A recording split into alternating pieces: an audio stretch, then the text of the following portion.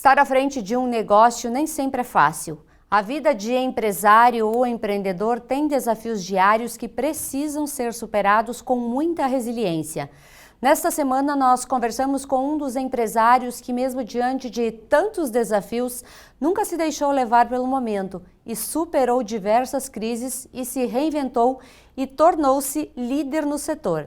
Conheça um pouco da história e experiência do Valmir Badalotti. E falando um pouco de empreendedorismo e pessoas que se destacam através do trabalho, nós convidamos o Valmir Badalotti da Brastelha para falar um pouquinho sobre a sua trajetória empresarial. Bem-vindo, seu Valmir.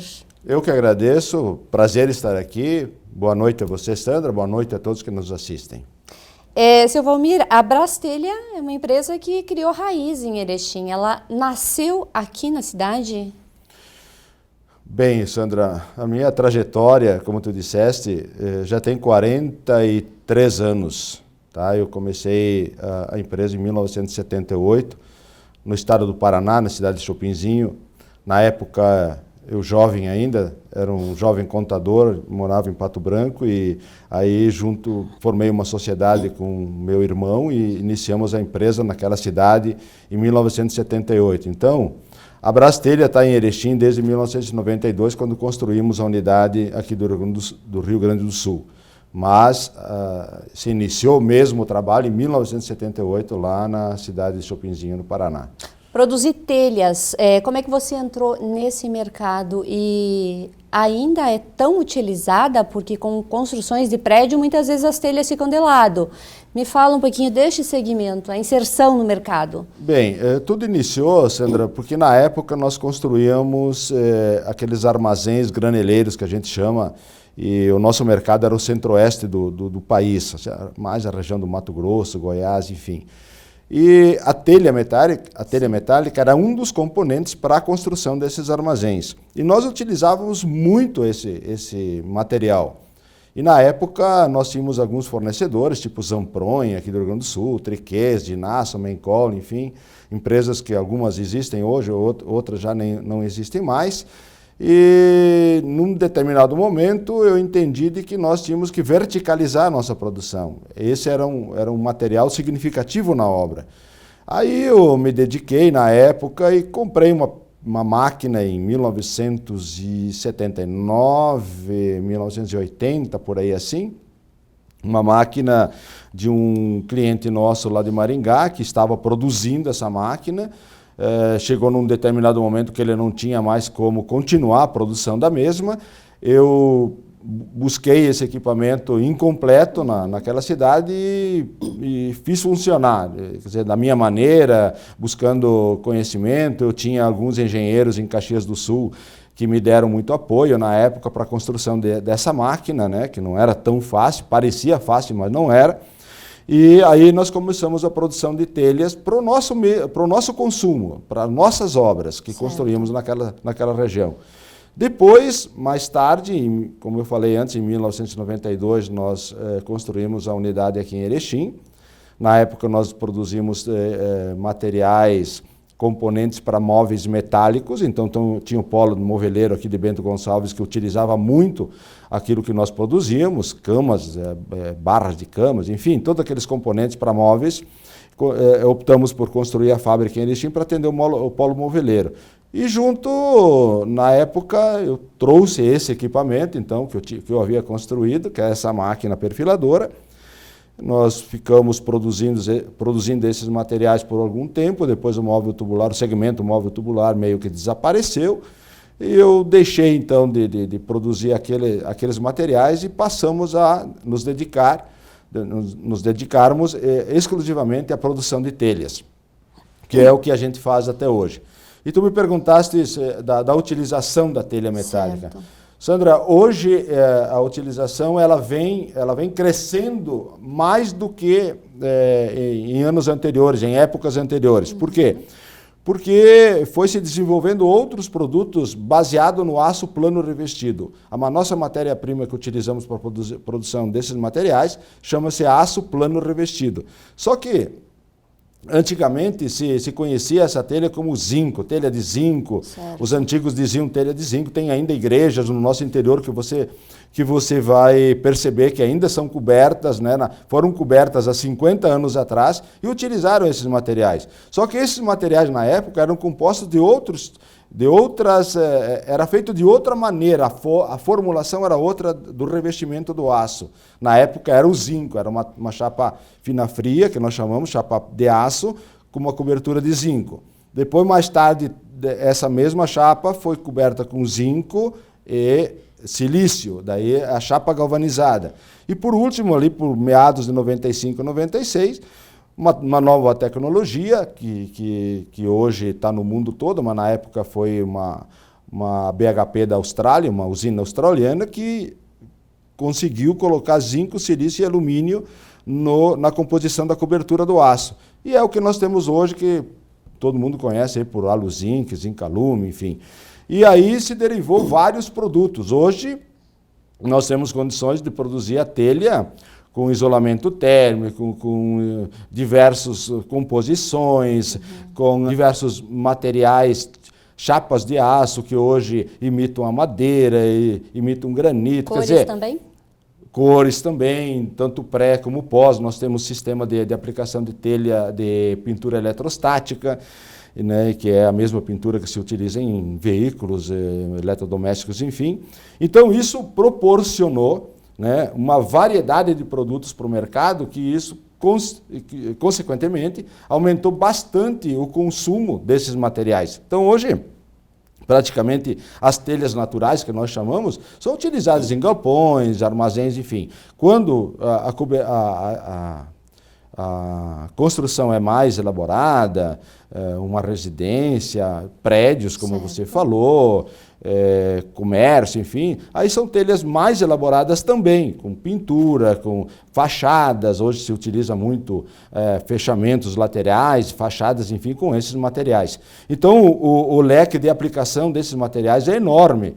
É muito, e vem aumentando ainda mais, porque as usinas vão oferecendo, né, matéria-prima com diversas especificações, com inovações, enfim, né, que permitem que você utilize, então, nas mais diversas aplicações desses materiais. E não é só a telha metálica, né? Nós também hoje produzimos os painéis para refrigeração. O segmento de refrigeração também é muito forte. Então nós produzimos aqueles painéis para a construção de câmaras frigoríficas, não câmaras móveis de caminhões, enfim, são câmaras estacionárias para supermercados, frigoríficos, essas câmaras para armazenagem de produtos tipo maçã, por exemplo, né? Que são produtos perecíveis. Então, essas câmaras são fabricadas com esses painéis que a gente está produzindo também. Temos vários clientes pelo Brasil afora aí que utilizam esses materiais. Então, mais ou menos, né, Sandra, uma história ali do que a gente produz, né? Certo. Badalotti, nesses anos todos que você está no mercado, com certeza você já passou por inúmeras crises. E essa última crise que o país, o mundo viveu foi a crise da pandemia, que infelizmente afetou todos os negócios. E no ramo de vocês, como é que vocês se comportaram e atravessaram esse período? Bom, Sandra, essa pandemia, ela é atípica em todos os sentidos, certo. Né? A nossa geração não tinha passado por essa experiência ainda que estamos passando, não é que já passamos pela pandemia, ainda estamos, né, em meio à pandemia, mas agora um pouco mais experientes, aprendendo um pouco mais. Tivemos, sim, lá no início, as dificuldades, como todos os setores enfrentaram, né, mas dizer assim de que como o nosso produto, que é o aço, ele deriva de uma commodity, que é o minério de ferro. O que aconteceu na pandemia? Houve uma certa turbulência na economia. O mundo todo não sabia como enfrentar, ninguém tinha a fórmula de como enfrentar esse período. Então, alguns setores sofreram mais, outros menos. O segmento que é capitaneado por commodities, vamos pegar o agronegócio. Por que o agronegócio praticamente não foi afetado? porque produz commodities, soja, milho, algodão, as carnes, enfim, né? O minério de ferro se comportou mais ou menos assim também. Sim. Então, o nosso produto teve, no início, um impacto e depois, de certa forma, houve uma recuperação muito rápida no planeta como um todo. Houve uma falta dessa matéria-prima e desses materiais que, consequentemente, fez com que os preços subissem. E subiu muito de setembro do ano passado para hoje. Nós tivemos um aumento na nossa matéria-prima em torno de 130% a 150%, para você ter uma ideia. E você sabe que o segmento da construção civil é um segmento que ele tem uma performance um pouco diferente, quer dizer, ele às vezes demora para iniciar, mas também quando inicia, depois há uma interrupção logo ali na frente, você não sente muito, porque as construções são de médio e longo prazo. Então, nesse médio e longo prazo, houve o quê? Houve esse aprendizado, vamos dizer assim, de nós agirmos dentro de uma pandemia. Então, não tivemos assim muitas variáveis que tenham atingido o nosso segmento. Nós praticamente não sentimos a questão mercadológica, vamos dizer assim, né? A construção continuou em alta. Houve aí no ano passado, final do ano passado, acho que todos se recordam, né? Houve um incremento muito grande de financiamentos por parte do governo, as instituições financeiras oferecendo financiamentos, tudo na expectativa de retomar a economia, né? Houve a queda drástica de juros, o Banco Central cortou as taxas de juros.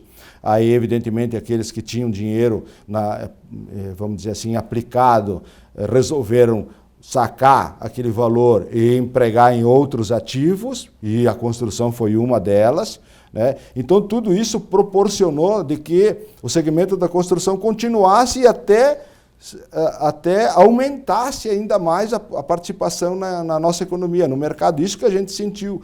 Então, houve um incremento de recursos que foi aplicado na construção civil, de modo geral. Certo. E o nosso produto, que é produzido, evidentemente, é aplicado na construção civil. E nós tivemos também outro aspecto também relevante, foi o agronegócio, que não parou. Nós temos no agronegócio uma parcela muito significativa do nosso mercado. Então, como o agronegócio foi um negócio, né, redundante aqui, mas foi um negócio que se superou e que teve uma valorização, as commodities do agronegócio tiveram uma valorização nunca vista. Quer dizer, então, os recursos oriundos desse segmento também retornaram para a economia em forma de investimentos. Certo. Então, isso são variáveis importantes, né, que contribuíram para que o nosso segmento não sentisse tanto a questão da pandemia. Correto. Hoje vocês possuem 3 unidades fabris, Erechim, que é a matriz, Sorriso e também Blumenau. Investimentos nessas empresas e a mão de obra? Tem mão de obra qualificada para esse setor específico? Hoje nós temos, então, a unidade em Erechim, Blumenau, Sorriso e, mais recentemente, há um ano, acabamos adquirindo uma empresa em Lucas do Rio Verde, que era uma empresa da Dânica. A Dânica é uma concorrente nossa, vamos dizer assim hoje, entre aspas, que foi líder no Brasil. E eles tinham uma unidade em Lucas do Rio Verde lá para atender a unidade da BRF na época. E nós acabamos, então, nessa negociação, comprando a unidade de Lucas. Então, lá também tem uma unidade lá. Tu me perguntaste sobre investimentos e mão de obra. Investimentos, nós estamos agora, atualmente, investindo num novo equipamento, que está sendo construído uma fábrica, um galpão para abrigar esse equipamento aqui em Erechim, às margens aí da ERS 135.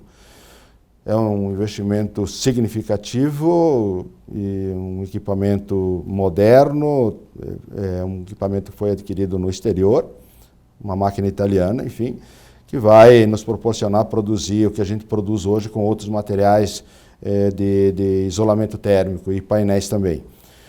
E com relação à mão de obra, Sandra, esse é um aspecto bastante significativo e a gente tem uma certa dificuldade na contratação de mão de obra que se necessita, que atenda à demanda de mão de obra.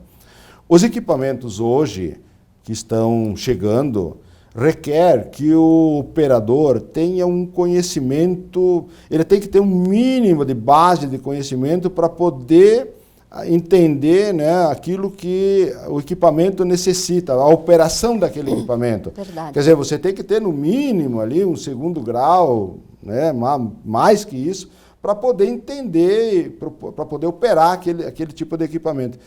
E hoje é difícil essa mão de obra. Eu não sei dizer se houve nos últimos tempos aí uma não aderência a isso, um não preparo, ou as pessoas estão pensando de forma diferente, né? Mas está havendo sim uma dificuldade muito grande de contratação de mão de obra que se necessita. Tem mão de obra, mas a mão de obra não está preparada, não está à altura daquilo que a empresa precisa. E muitas vezes eu ouço dizer, muitas vezes as pessoas dizem assim, tá, mas se você não der oportunidade para as pessoas aprenderem, terem experiência, não vai ter pessoas com experiência.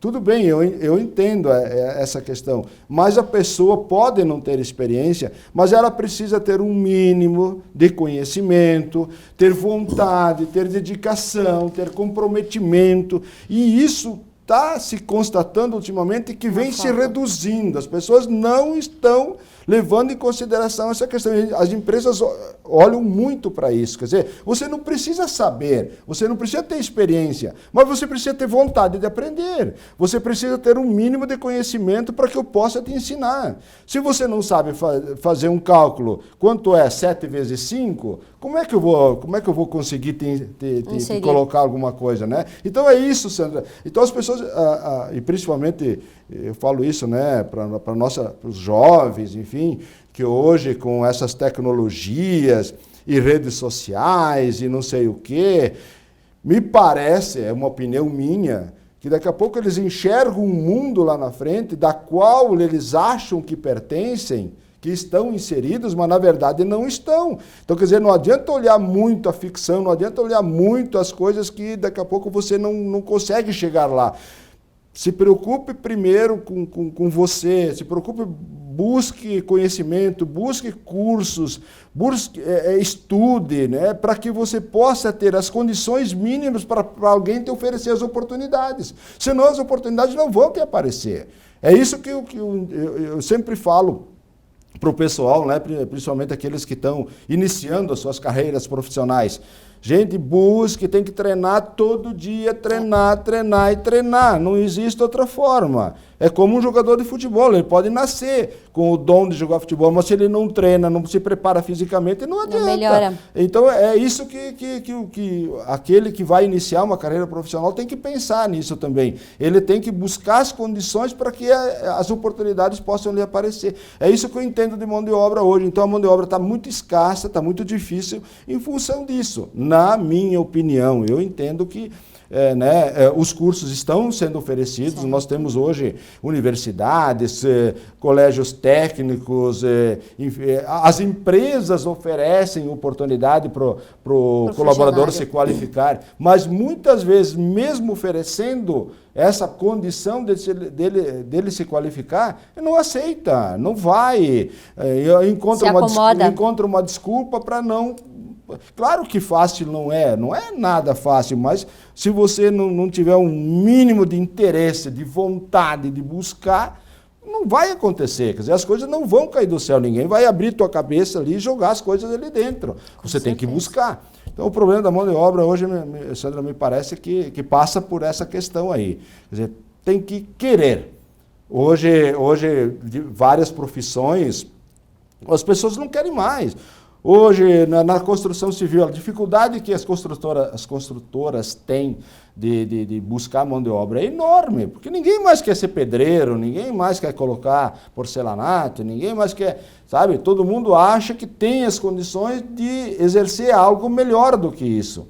Mas aí é que vem aquela questão que eu falei. Tudo bem, existe, mas você precisa se preparar. Não é bem assim que você chega lá e vai hoje operar uma máquina de última geração, por exemplo, né, como é o caso, e nós necessitamos desse tipo de mão de obra. Se você não conhece um pouco da tecnologia, de TI, de eletrônica, de mecatrônica, eletricidade, não sei, outras coisas aí, tu não vai conseguir operar. Né? Tem que buscar conhecimento. E o empreendedor, aquele que se desafia no mercado e de repente desanima na primeira dificuldade. Com a tua experiência, com a tua bagagem de vida, o que você tem a dizer para essas pessoas? Olha, Sandra, se eu vou contar toda a minha história e todos os percalços, os tombos da vida aqui, nós vamos ficar 3 dias aqui conversando sobre isso. Sandra, é muita... Eu te falei, são 43 anos, então vi muita coisa acontecer. Eu sou de uma geração, né, que passou por todos os planos econômicos que esse país viveu. Tem um ditado que diz assim, ó, todos tropeçam e caem, mas só os fracos ficam estendidos pelo caminho.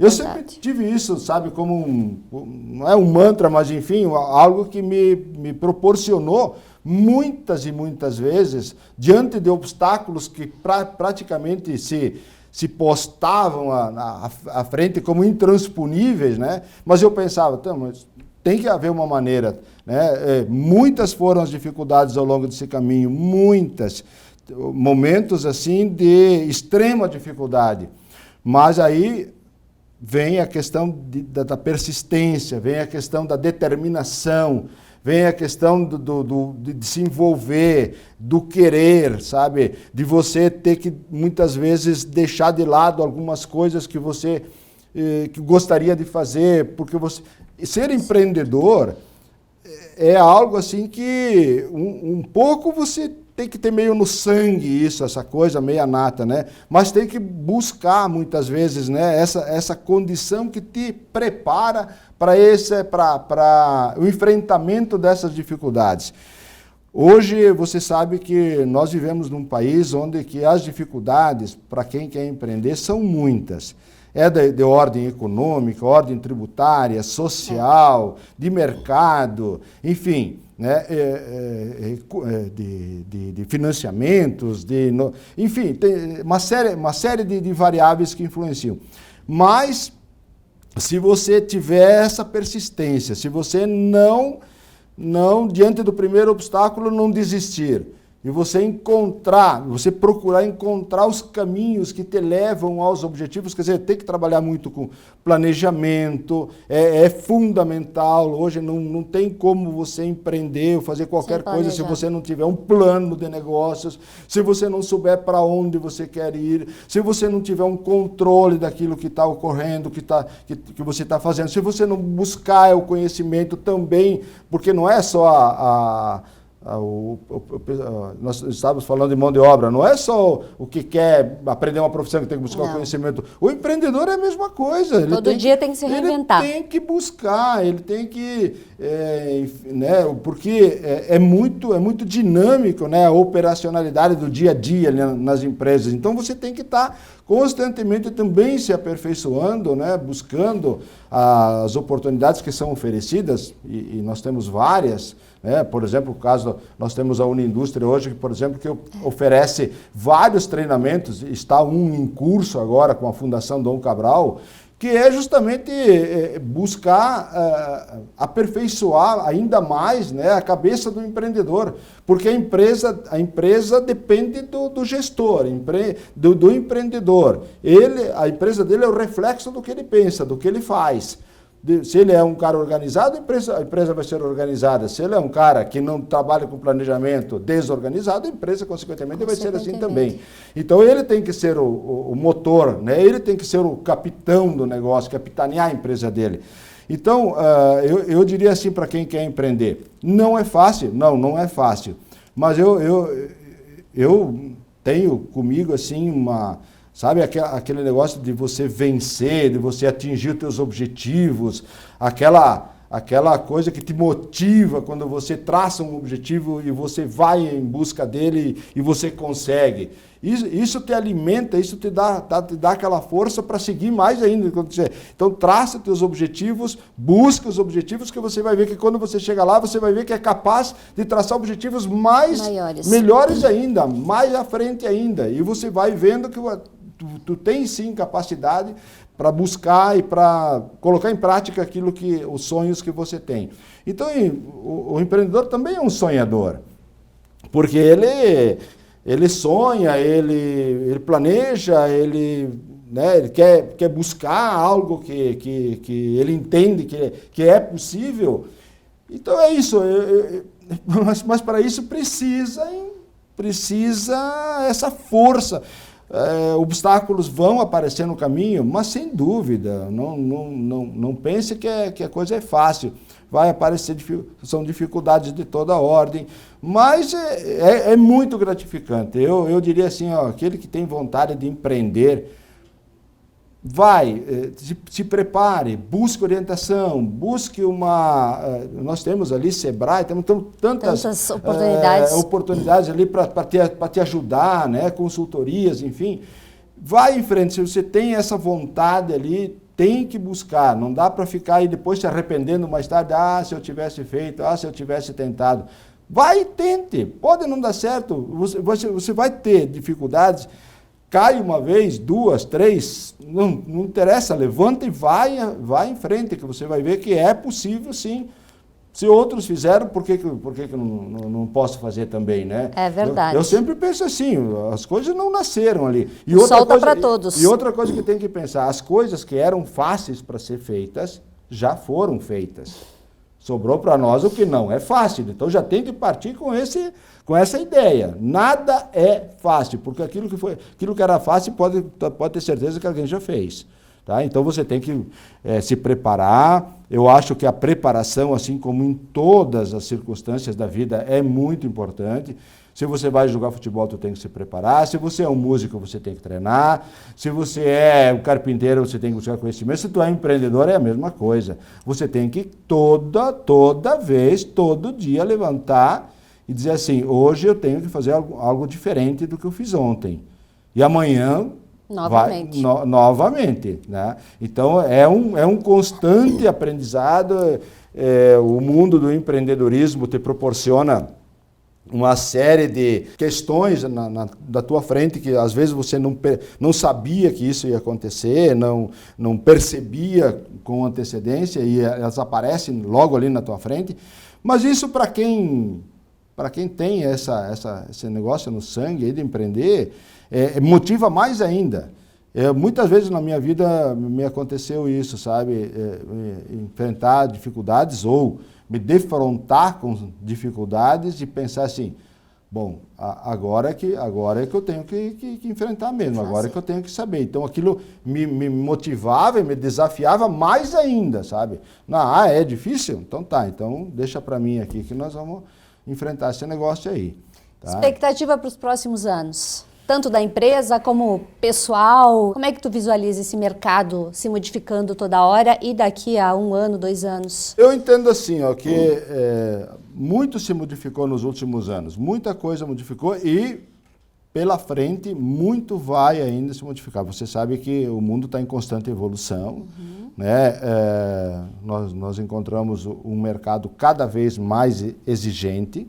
Você pode ter certeza que o consumidor, cada vez mais que compra os teus produtos, vai exigir cada vez mais de ti. A questão da inovação tem que estar presente o dia todo, você tem que estar toda hora inovando, não dá para ficar no mesmo lugar e achar que o que deu certo ontem vai dar certo hoje, vai dar certo amanhã. Tem que estar toda hora inovando, e inovação não significa um produto novo, não? Tem N situações, num processo você pode inovar, numa questão de comercializar você pode inovar. Então eu vejo que o futuro nos reserva, né, essa mudança muito rápida, as coisas vão mudando cada vez mais rápido, nós dispomos de mais tecnologia, nós dispomos de mais equipamentos, nós dispomos de mais conhecimento para aqueles que evidentemente buscam, e isso proporciona uma mudança cada vez mais rápida. Então o que eu vejo para frente é que a gente tem que se preparar para essas mudanças, tem que se preparar para o que o mundo vem a demandar no futuro. Eu acho que tem muitos produtos que vão deixar de serem comercializados, fabricados, utilizados, e outros vão aparecer, vão surgir.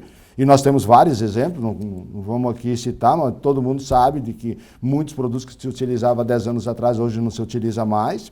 Então isso vai acontecer, então tem que estar buscando sempre estar acompanhando essa inovação, porque se você para e você não vê o que está acontecendo ao teu redor, mesmo as variáveis incontroláveis, você tem que estar ao par. Tem muitas coisas que você não consegue resolver, mas você tem que saber o que está acontecendo. Daqui a pouco você está com um produto na mão, que hoje é uma vaca leiteira para ti, mas amanhã depois ele pode estar fora do mercado. Então preste muita atenção naquilo que está acontecendo ao teu redor, no mundo todo. Hoje não existe mais fronteiras, nós somos um planeta, nós somos um mundo só, né? Está muito fácil hoje de produtos fabricados na China virem para o nosso país e vice-versa, e o mundo todo.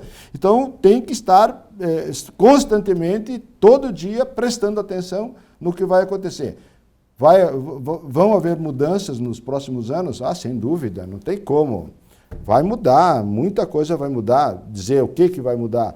Ah, tem que estar prestando atenção. Certo. Prestando atenção, porque daqui a pouco o teu produto poderá estar inserido amanhã, poderá não, você vai ter que fazer uma modificação, você vai ter que buscar uma outra possibilidade, enfim. Então eu vejo assim, Sandra, nós vamos assistir uma mudança muito grande nos próximos anos, uma mudança de comportamento da própria sociedade, exigência do consumidor, tecnologias oferecendo possibilidades de ingresso no mercado de produtos que a gente não conhece ainda hoje. Então isso tudo vai acontecer e é o que eu acho que tem que fazer, tem que estar prestando atenção, tem que estar constantemente buscando.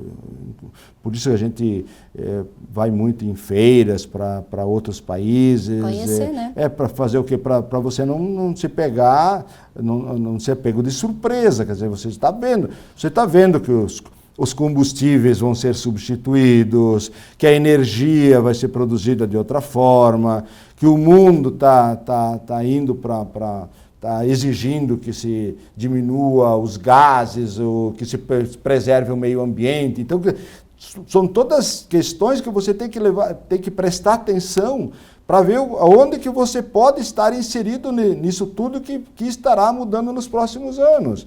Tem tratado já ou países, né, que estão dizendo que até 2030 não vai mais haver carro movido a combustão de produtos de petróleo, enfim, né? Então, isso tudo, onde eu tenho oportunidades nisso tudo que poderá estar acontecendo e que já está sendo divulgado que vai acontecer. Quer dizer, então, não é uma coisa assim, eu vou adivinhar. Não, não é que tu vai adivinhar. Isso vai acontecer. Então, te prepare para ver onde você vai estar inserido nisso tudo, né? É verdade. Badaoshi, obrigada por disponibilizar o teu tempo, que eu sei que ele é extremamente curto e difícil ter esses momentos contigo, mas foi um grande aprendizado. Eu acho que, para mim, e para as pessoas que estão nos acompanhando, a tua experiência conta muito, teus conselhos, a tua vivência é muito importante. Nós temos empresários aqui em Erechim de destaque, com certeza você faz parte desse grupo e deixa um legado aí maravilhoso para todas as pessoas que de alguma forma se espelham nas tuas ações. Muito obrigada. Olha, Sandra, eu fico muito agradecido, isso me deixa de certa forma lisonjeado, porque, como tu disseste, a gente passa por esse mundo aqui, se a gente puder deixar um legado e esse legado as pessoas possam aproveitar, que tu possa ter contribuído para construir um mundo melhor, isso é o que paga o trabalho da gente, né? Isso que nos motiva também no dia a dia. Não é tanto a questão de acumular bens, isso não me passa muito pela cabeça isso. Mas é você poder contribuir para construir uma cidade melhor, um estado, um país melhor, que as pessoas que vêm aí, que vão estar aí amanhã, possam encontrar uma vida um pouco mais confortável.